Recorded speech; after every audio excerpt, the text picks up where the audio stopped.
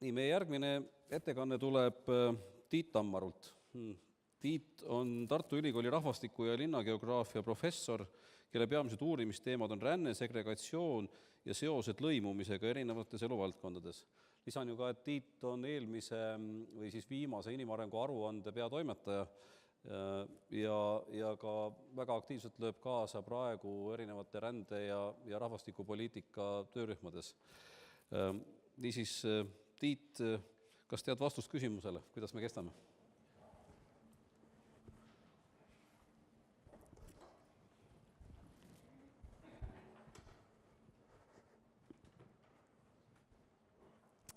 Tere hommikust ja aitäh väga ilusa sissejuhatuse eest. On suur rõõm siin teie ees head tööandjatena olla ja oma mõtteid jagada.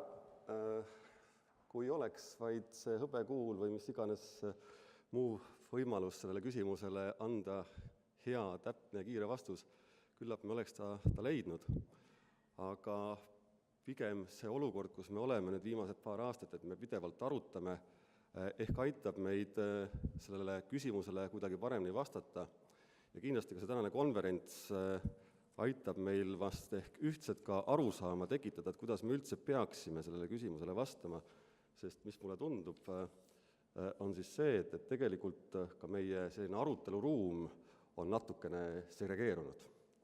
Ja sellele ma võib-olla oma ettekandes siis natukene tähelepanu tahaksingi pöörata. Ja mu ettekanne keskendub siis sellele ühele teemale, töörändele panustamine eeldab lõimumise tähtsustamist.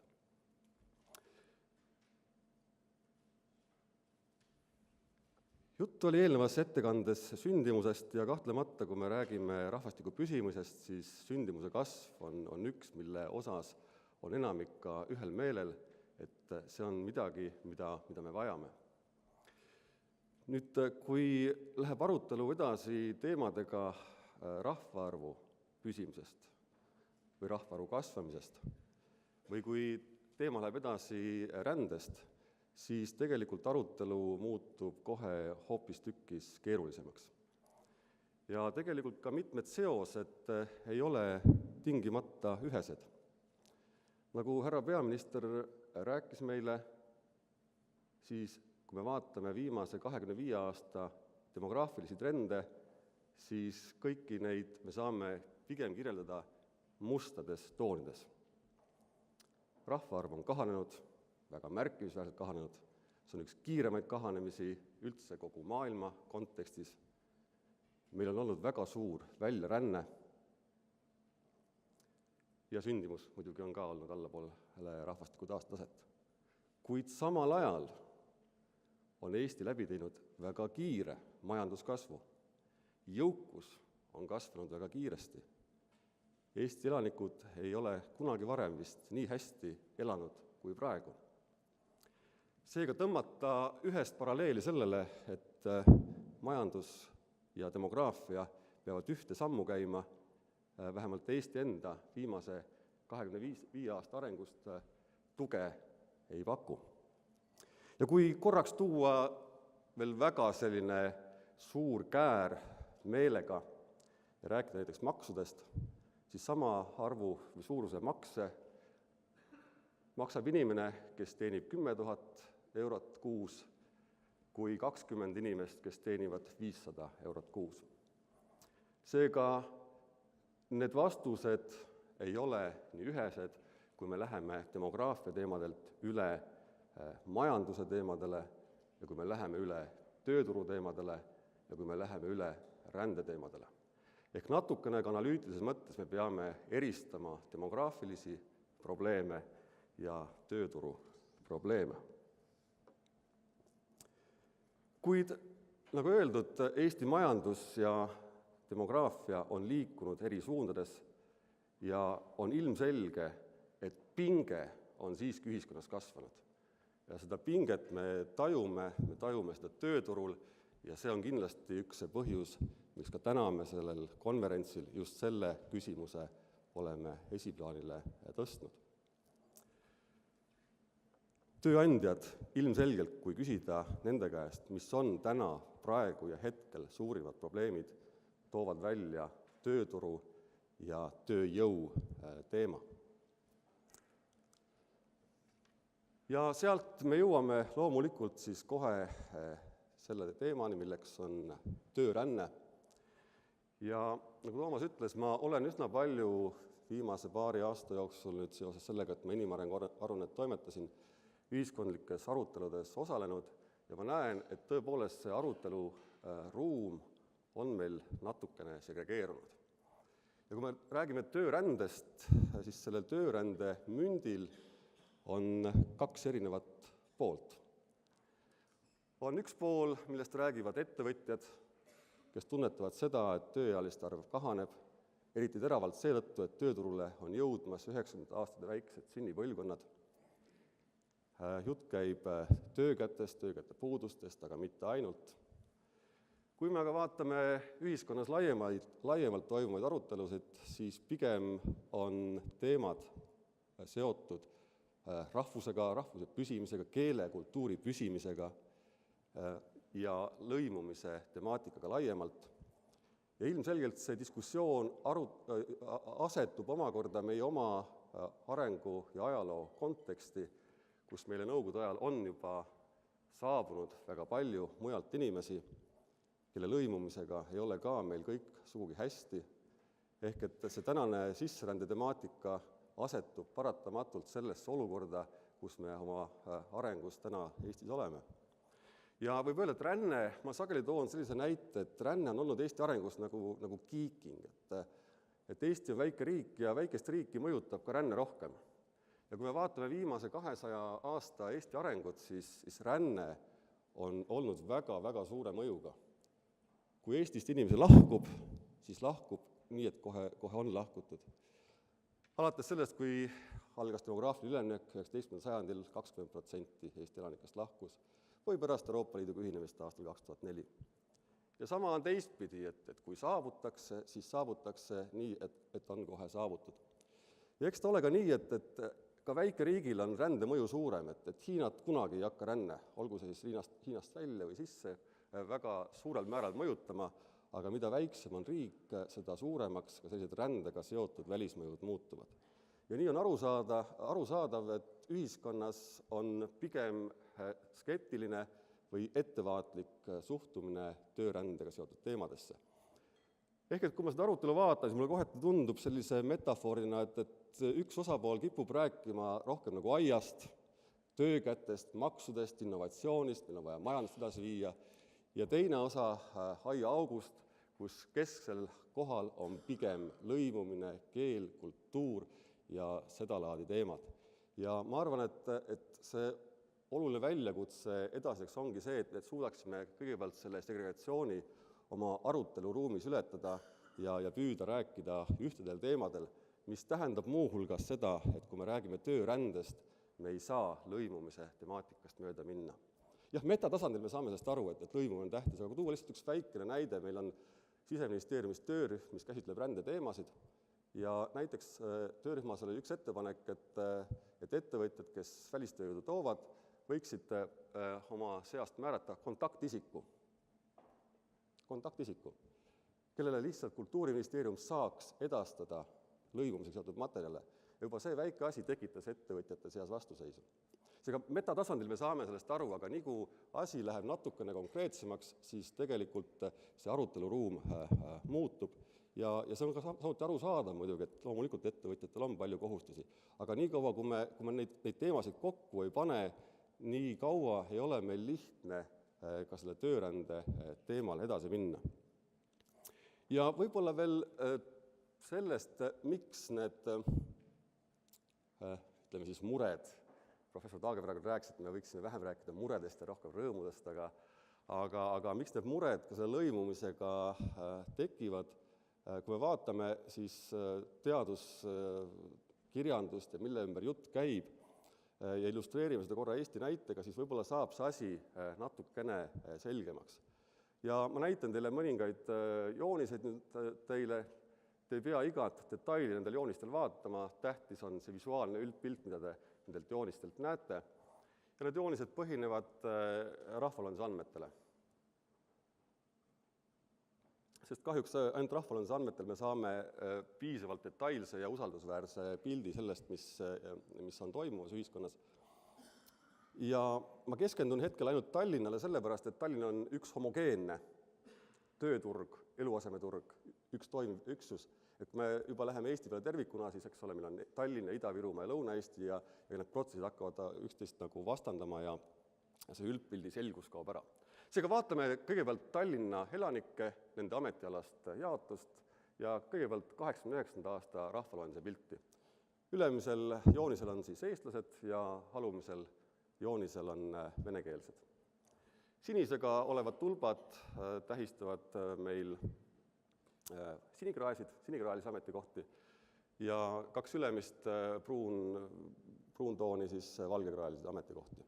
Ja tulbad jooksevad ülevalt alla niimoodi, et üleval on meil juhid ja all on lihttöölised, ametite hierarhia. Ja mida me siis kõige üldisemas plaanis nendelt joonistelt näeme, et ametialane jaotus eestlastel ja venelastel aastal 89 oli enam-vähem ühesugune. See on see, mida ma tahan teile selle joonisega näidata. Nõukogude ühiskonnas oli teenindussektor suhteliselt vähese tähtsusega, seega keskel on suur auk, teenindustöötajad oli suhteliselt vähe, all on meil tööstustöötajad ja muud, ka lihttöötajad, nagu öeldud, üleval on juhid, tippspetsialistid, spetsialistid. Selline natukene polariseeritud, aga samas sarnane ametialane jaotus iseloomustas nõukogude aja lõpus siis nii eestlasi kui venekeelseid inimesi. Mis juhtus aga ülemineku aastate jooksul? Me näeme seda, et eestlased on liikunud väga jõuliselt ametialases hierarhias üles. On liikunud välja sinikraalistest ametikohtadest, on liikunud valgekraalistele ametipositsioonidele, on liikunud juhtideks, tippspetsialistideks ja spetsialistideks. Jällegi me räägime Tallinnast ühtsest tööturu piirkonnast. Ja kui me vaatame, mis samal ajal on venekeelse elanikkonnaga juhtunud, siis me näeme, et nüüd on need pildid täiesti erinevad. Samasugust ametialast mobiilsust venekeelse elanikkonna seas toimunud ei ole ja valdavalt on jäädud pigem sinikraalistesse ametipositsioonidesse. Küll jah, see muutus, mis on toimunud, on see, et on liigutud rohkem ka teenindussektorisse. Nüüd, kui ametialane jaotus on erinev, siis loomulikult on ka sissetulekute jaotus erinev. Sest enam-vähem need ametipositsioonid korreleeruvad meil laias laastus sissetulekutega. Ehk mida üleval ametipositsioon kõrgemal, seda suurem sissetulek, mida allpool, seda madalam sissetulek. Et see tööjõuuring näitab meil hästi, et see seos on üsna selge. Kui nüüd sissetulekud on erinevad, siis tähendab see seda, et võimalused eluasemeturul omale kodu osta on samuti erinevad. Ja veelgi enam, kuna eluase tavaliselt soetatakse eluaseme laenuga, siis see laenu võtmise kaudu sissetulekute erinevused võimenduvad. Seega tulemus on see, et kasvab ka elukoha segregatsioon, ehk eestlased elavad üha rohkem teatud Tallinna piirkondades ja venekeelne elanikkond teistes. Ja nagu öeldud, kuna eluaseme laenude kaudu erinevused süvenevad, siis ruumiline pilt on veelgi enam erinev. Nüüd on kaks kaarti, kus jällegi palun te lihtsalt vaadata seda üldpilti. Siin on aasta 89 Tallinna asumid ja igas asumis on näidatud seda, kui palju on seal omavahel proportsioonis kõrgema, keskmise ja madalama sissetuleku inimesed. Ja asum on roosakat värvi siis, kui nad on enam-vähem võrdselt esindatud. Ehk et meil on asumis enam-vähem segi läbi nii kõrgemat, keskmist kui madalat sissetulekut teenivad inimesed. Ja nagu me näeme siit kaardilt, siis aastal 89 praktiliselt kõik Tallinna asumid olid roosakad, kas siis heleroosad või tumeroosad, aga enamikes asumites elasid inimesed läbi segi. Pole ka imestada, sageli korterite jaotamine, eks ole, direktor, koristaja elasid ühes majas, see on täiesti arusaadav. Kui me vaatame aga pilti 2011, siis kõik need roosad asumid on meil kadunud. Ehk meil ei ole enam asumeid, kus elavad segi läbi erineva jõukusega inimesed. Vaid meil on tekkinud sinist värvi asumid, kus on ülekaalus vaesemad inimesed ja meil on tekkinud pruunid asumid, kus on ülekaalus jõukad inimesed. Seega Tallinn on ruumiliselt selgelt polariseerunud. Ja see sotsiaalne polariseerumine omakorda korreleerub väga tugevalt rahvusliku segregatsiooniga, ehk need asumid, mis on sinised, on asumid, kus on venekeelne elanikkond üleesindatud, ja need asumid, mis on kollased või pruunid, on need asumid, kus eestikeelne elanikkond on üleesindatud. Seega need erinevused, mis on tekkinud tööturul, kanduvad edasi eluasemeturule.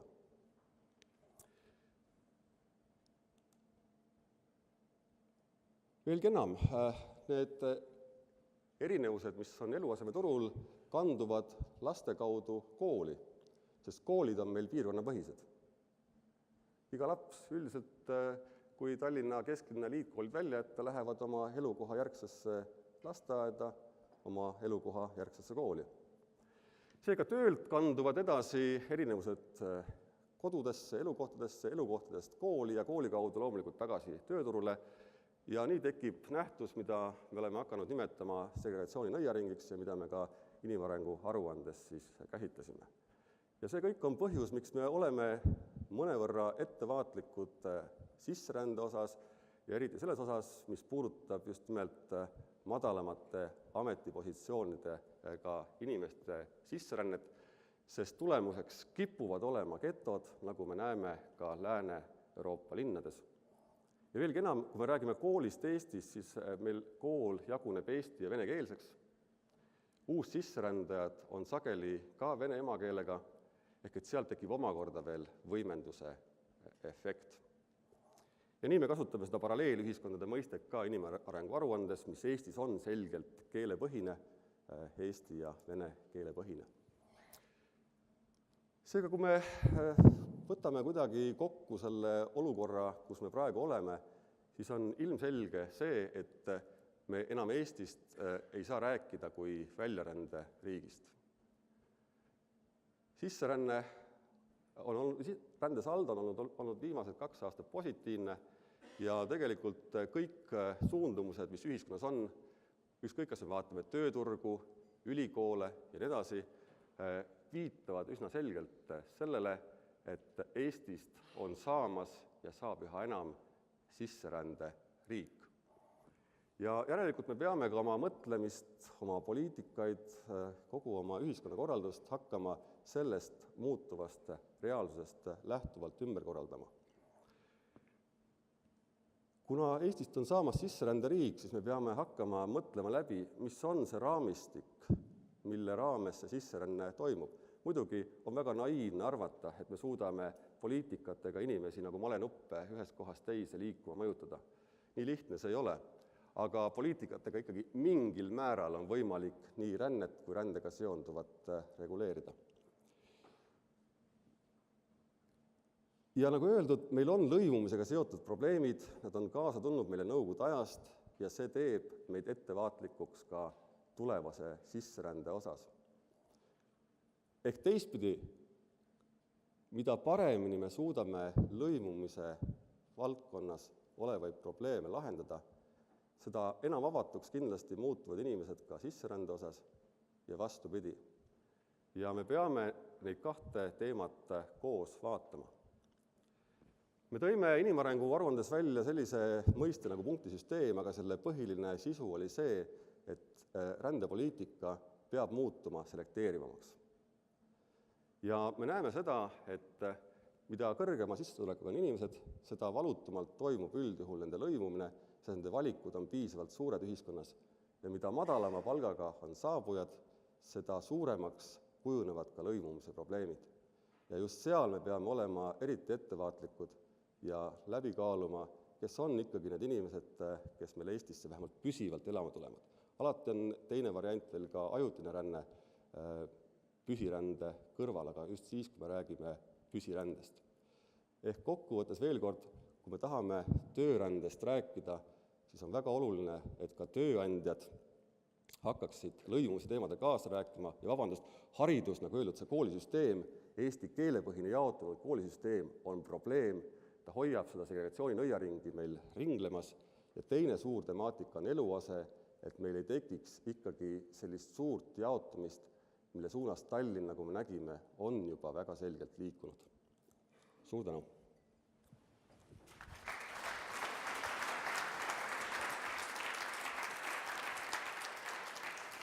Aitäh, Tiit! Vaatan saali.